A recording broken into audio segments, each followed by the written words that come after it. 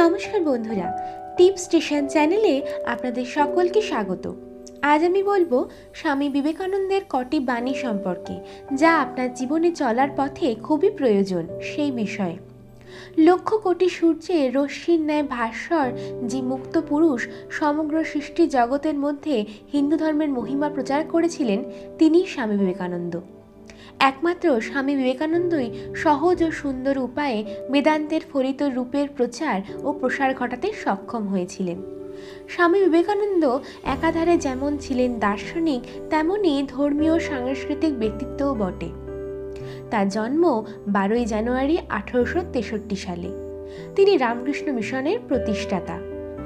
বাঙালি জাতি ও হিন্দু ধর্মকে বিশ্বের মঞ্চে সর্বপ্রথম তিনিই প্রতিষ্ঠা করেন। নিজের প্রতি বিশ্বাস রাখা, সমস্যায় বুক চিতিয়ে লড়া, জাতীয়তাবাদের ভাবনা, সমাজের সকলকে এক করে দেখার অনুপ্রেরণা এই মহান বাঙালির কাছ থেকেই পাওয়া যায়।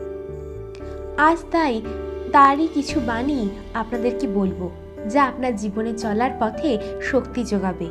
তো কি সেই বাণী তা জানতে ভিডিওটি মনোযোগ সহকারে শেষ পর্যন্ত দেখুন। আর এমনই সব দুর্দান্ত ভিডিও টিপস নিয়মিত পেতে আমাদের চ্যানেলটি এখনই সাবস্ক্রাইব করুন ও পাশের বেল আইকনটিতে ক্লিক করুন। 1. শক্তিমত্তাই হলো পুণ্য আর দুর্বলতা হলো পাপ, অর্থাৎ অসীম শক্তির অধিকারী ধর্ম আর দুর্বলতা শব্দের মধ্যেই সমূহ পাপ এবং মন্দ নিহিত আছে। সকল দুষ্কর্মের মূল হচ্ছে দুর্বলতা। 2. জীবনে ঝুঁকি নাও। যদি তুমি জয়ী হও তাহলে তুমি নেতৃত্ব দিতে পারবে, আর যদি পরাজিত হও তাহলে তুমি অন্যদের সঠিক পথ দেখাতে পারবে। 3. জেগে ওঠো এবং ততক্ষণ অবধি থেমো না যতক্ষণ না তুমি সফল হচ্ছ। 4. পবিত্র হও, সর্বোপরি অকপট হও, মুহূর্তের জন্য ভগবানের উপর বিশ্বাস হারিও না। 5. জীবন ও মৃত্যু একটা ব্যাপারেরই বিভিন্ন নাম মাত্র, একই টাকার এপিট ওপিট, উভয়ই মায়া। এই অবস্থাটিকে বোঝবার কোনো উপায় নেই। এক সময় বাঁচবার চেষ্টা হচ্ছে, আবার পর মুহূর্তেই মৃত্যুর চেষ্টা। 6.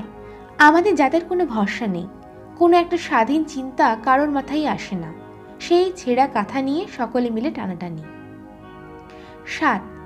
এসো মানুষ হও, নিজেদের সংকীর্ণ গর্ত থেকে বেরিয়ে এসে বাইরে গিয়ে দেখো সব জাতি কেমন উন্নতির পথে চলছে। তোমরা কি মানুষকে ভালোবাসো? তোমরা কি দেশকে ভালোবাসো? তাহলে এসো আমরা ভালো হওয়ার জন্য, উন্নত হওয়ার জন্য প্রাণপণে চেষ্টা করি। 8. নিরাশ হও না, স্মরণ রেখো শ্রীকৃষ্ণ গীতায় বলেছেন, কর্মে তোমার অধিকার, ফলে নয়। 9. মানুষের সেবা করাই হলো ঈশ্বরের সেবা করা। 10. একদিন বা এক বছরের সফলতার আশা করো না, সবসময় শ্রেষ্ঠ আদর্শকে ধরে থাকো, সফল হবেনি।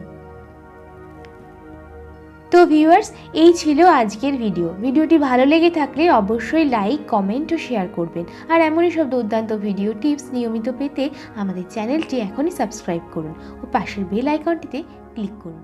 ধন্যবাদ।